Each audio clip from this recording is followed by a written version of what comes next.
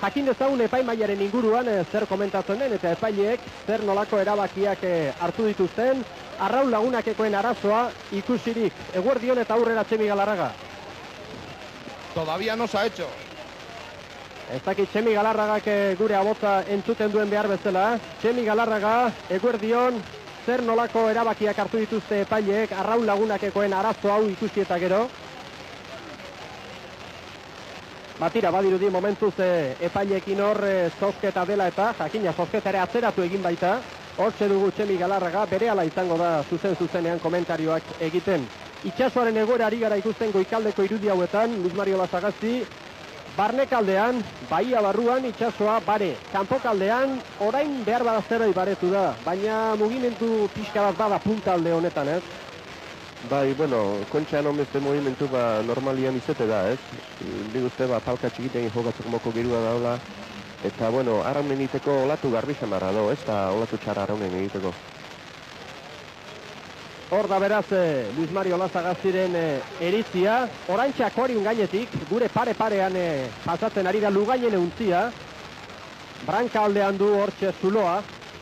Klubaren eskuduaren aldamenean dute Donostiarrek hor zuloa. Eta hori konpontzea da orain helburu nagusia. Epaile bat ere hor da, beraien atzetik, hor ikusten duzu, argi eta garbi Donostiarrek duten zuloa, eta ez dakit ba, hori betetzea lan erresa izango den. Edozein kasutan, Lucia, gizon hauen erritmoa, gizon hauen konzentrazioa, bertan bera joan da orain. Bueno, ba, erekan ino iziriongo. Hor ditugu, Arraun Lagunakeko gizonak, Euskal Telebistak ohiturari jarraituz kamera askotxo ditu hemen Donostialdean, berehala ikusal izan dugu, Arraun Lagunakekoek izan duten arazo hori, eta hortxe doa, portu aldera joan dira, pentsa ezazue, 12 dira oraintxe puntu-puntuan, estropada une honetan aztekoa zen, eta begira nun diren Arraun Lagunakeko gizonak, Donostiako ordezkariak. Ordezkari izatea, kontu madarikatua da, azken bolada honetan Kontxako estropadetan, ez? Bueno, kontu madarikatua ez dakit, zenegatik izate izun, Ba, ezate izut, azken bolada honetan ez dutelako inoiz aparteko lanik egin, Urkirolakek egin ditu estropada politak azken ediziotan, baina Donostiarrak azken bolada honetan kilikolo ditugu, eta gainera, aurten Arraun Lagunak itxuraz behintzat ondo prestatu dago, eta estropada politak egin ditu, bandera batzuk irabazi ere bai, eta gaur, itxarapen handiz egin beharreko estropada hau, orantxe guztiz nahaztu da zulonen ondorioz, ez? Bai, baina, bueno, nik uste Donostiak aspaldi izan duen traineroi gonena badakaloa momentuz, ez, Arraun Lagunakin. Oso ondo prestatuta daude, jende veterano asko daka, gaztiak ebadazka, eta nik uste dut, bueno, arazo ileste konponduko gutela eta estropa honen gutela gaurre. Ea ba, hor duzu barrukaldetik ikusita ere, untziak duen zuloa, Lugainen untzia duzu hor, eta ez dakit da, zer egin behar duten gizon hauek. Itxuraz duentzat untzia momentuz lehorreratu, eta hor txari dira bai. Dirudienez bere alaziko dira, zuloa konpontzen, Arraunak alde batetara kendu, eta hor dute Donostiarrek orain lan gogorra. Hor da zuloa, ustekabean eginiko zuloa, badakizue poliki hasten direla serie batzuk egin eta berotze lan hoietan arraunlariak, eta gizon hauek, Azier López gaztea patroi zutelarik, joan dira kanpokaldera, eta hortxe izan dute enbor bat bide erdian. Hor duzue, konponketa lan gogor hori, eta ea lehen bailen prestatzen duten hor untzia. Ez dakit Txemi Galarraga prest dugun honezkero, hor epaileen inguruan, aurrera Txemi Galarraga eguerdion, zer nolako komentarioak Donostiarren arazo hau izan eta gero? Batira, momentuz Txemi Galarraga ez da momentuz hitz egiteko moduan, eta hortxe izango da, epaileekin hitz egiten, zer gertatzen den jakiteko. Momentuz epaileek estropada atzeratzea erabaki dute, eta erabaki hori ez da okerra, nola izango da okerra. Izandako distributxo hori, horren ondorioz bat dena atzeratu eginda, hemen epaileen artean ez dago ezer erabakita oraindik, noski trainero hori konpondu beharra dago, ez dakigu zenbat denbora ibiliko diren hori zulo hori konpontzen, hor irudietan ikusten duzue honezkero Arraun Lagunakeko gizonak ja aurrekalde hori konpontzen, eta behar bada ordula ordeneko atzerapena, Pentsatzen dugu izango dela, hemendik aurrera, kontatuz, beraz, oraintxe bertan 12ak pasatxo direnean, 12ak eta 7 minutu zuzen ere, nik uste estropada 12ak eta 4 den, edo 12ak eta 20 arte ez dela hasiko. Horrela esan digute hemen behintzat epaileek, orain arte ez dute inolako erabakirik hartu, itxaron egingo dute, eta denbora asko ematen baldin badute hori konpontzen, behar bada Arraun Lagunak estropadatik kanpo geratuko litzateke.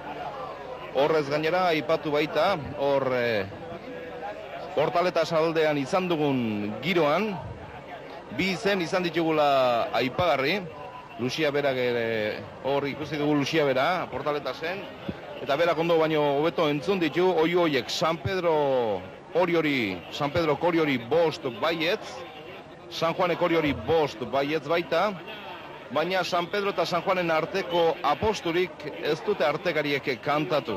Bestalde, Oriok Arrauni 14 segundu ezetz. Eta esan bezala, San Pedro eta San Juanen artean ez da inolako aposturik izan. Ez dute artekariek ezertxere kantatu. Hor dira beraz, Portaletaz inguruan izandako kontuak, nolako mugimentua ikusi duzu, Lucia, diru asko joro den, horrelako denbora piloa izatea berotzeko?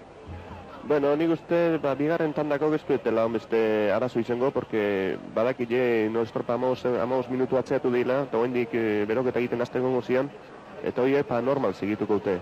Oain, aurreneko tandako gia prestatuta zaudenia azteko mon berotuta, eta hoen berriz berrirotik azikorko dute. Hor txari gara ikusten Luis Mario Lasagasti zuloa, dirudienez bete dute, eta hainbestian izango ditugu estropada egiteko moduan Arraun Lagunean jardun, eta azkenean kale egokia ez izatea kontu gogorra da, Petrala. Hor ditugu Arraun Lagunakeko gizonak berriz ere uretan, beharko dute denbora pixka bat berotzeko lanak egiteko, inolako zalantzarik gabe. Eta epaileek pazientzia handi hartu dute Arraun Lagunakek izandako arazoa. Epaileek eta ikusleek. Honezkero, 11etakoak aspalditxo eginda izango dituzte, eta ez dakipa, gero Donostiko Aldezarretik egin beharreko buelta, egin beharreko poteoa eta baskari berezia, zerbait atzeratuko da inolako zalantzarik gabe. Baina estropada da salbatu beharreko kontua, eta Arraun Lagunakek hori eta gehiago merezi du. Ez baita kontu makala, berotzeko ariketak egitera irten, enbor bat topatu eta untzia zulatzea. Ikus dezakezuenez, Santa Clara isla inguruan txalupa askotxo da, baina estropada eremua nahiko garbi dago. Jendea poliki-poliki ari da ohitura onak hartzen. Orantxe pasatu da akuarium paretik, Arraunekoen untzia, eta poliki-poliki haizea ere indarrak hartzen ari da. Luis Mario Lasagasti, Lucia, haize pixka bat badugu, duela ordu erdi baino desiente gehiago. Bai, desiente eta gaine emateu ekartzen nahi du laizia. Nik uste gaur aurreneko tandan puntuala zeita korretu izan bazan, alde handik izango zuela Oriok eta Arraun Lagunek beste baino denpo bi egiteko. Porque haizia ikuste da indartzen nahi dela, eta 10-15 minutoetan asko ekarri du gaina. Hor da beraz, haitzearen eragina, oso garrantzitsu horrelako estropada batetan, inolako zalantzarik gabe. Zaletuak leku guztietan ditugu, hondartzan beste batzutan baino gutxiago, baina jakina, eguzkirik ez dugulako, ez dago beste arrazoirik. Zaletuak leku guztietan kokatu dira, ohituari jarraituz.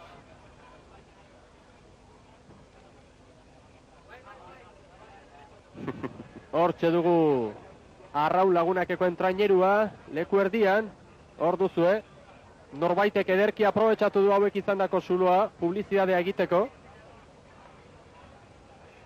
Eta hor duzue beraz, arazoa konponduta, eta berehala izango ditugu